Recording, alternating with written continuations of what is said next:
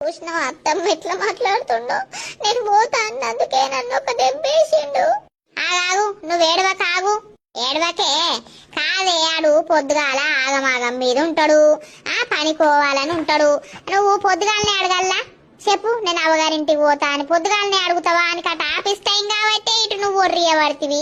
ఆ కోపంలో మంట్ర ఒక దెబ్బ తీసే. ఆ దెబ్బ వడుడు ఎందుకు?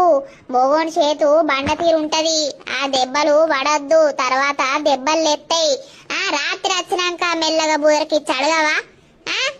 అడుగుతున్నా అత్తమ్మ, మొన్నట్టుండి అడుగుతున్నా. అడిగితే పో అంటలేడు. 2-3 రోజులు ఆగు అని అంటాడు.